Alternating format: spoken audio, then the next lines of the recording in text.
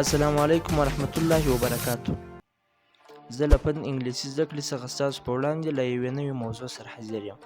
زما د نن ورځې موضوع ده ورب یا که په پښتو ژبه ووایو فعل.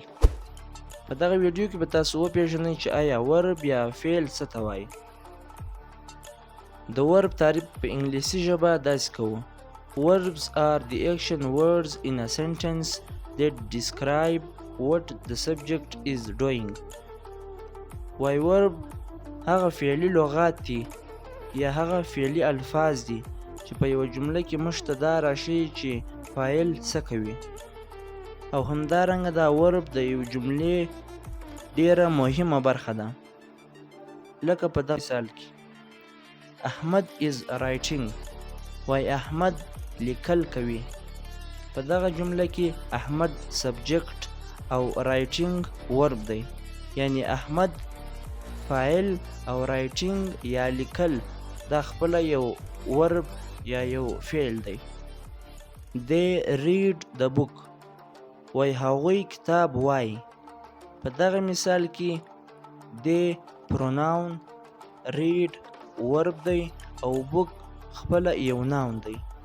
په دغه جمله کې موږ ته راشي چې هغوی کتاب وای.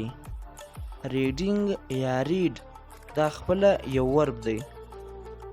که چیرې وغواړو چې په یوه جمله کې ورب وپېژنو چې آیا په دغه جمله کې ورب څه شی دی، نو هغه داسې معلوموو چې کوم لغت یو عمل ښکاره کوي، نو همدغه د جملې ورب یا فعل دی.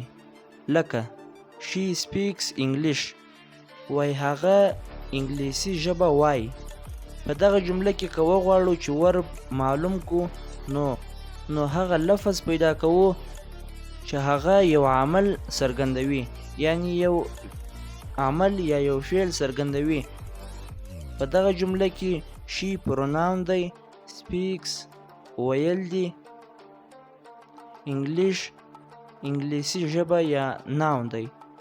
نو په دغه جمله کې که وګورو speak یا ویل خپله یو ورب دی.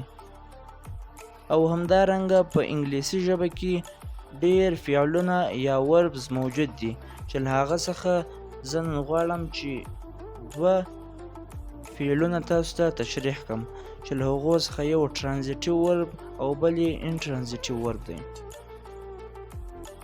او همدارنګه په انګلیسي ژبه کې نور وربزونه هم شته، لکه موډل اوکسیلري وربز یا هیلپینګ ورب هم ورته وایي، ترانزیټیو ورب، انټرانزیټیو ورب، ریګولر ورب، ایرریګولر ورب او همدارنګه نور چې له هغې جملې څخه ترانزیټیو او انټرانزیټیو ورب زموږ نننۍ موضوع ده. د ترانزیټیو ورب تعریف داسې کوو: It is the verb which needs an object. Without object, it doesn't complete. که په پښتو ژبه ووایو دا هغه ورب یا هغه فعل دی چې مفعول ته ضرورت لري، بې له مفعوله دا هیڅ ډول معنا نه راکوي. لکه she left the keys on the table، وای هغې کلیانې په ټیبل باندې پرېښودلې. په دغه جمله کې she فاعل،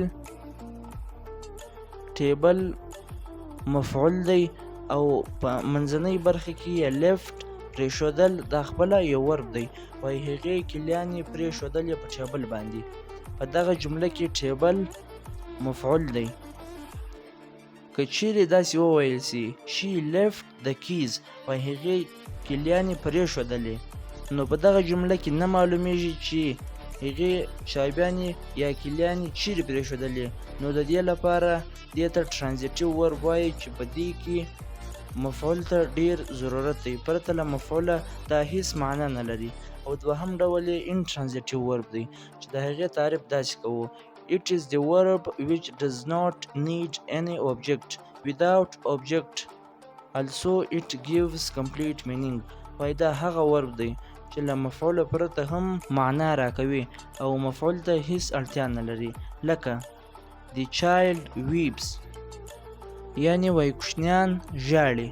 په دغه جمله کې child ناون دی او weeps خپل ورب دی. په دغه جمله کې مفعول نسته. The child weeps وای کوشنیان ژاړي.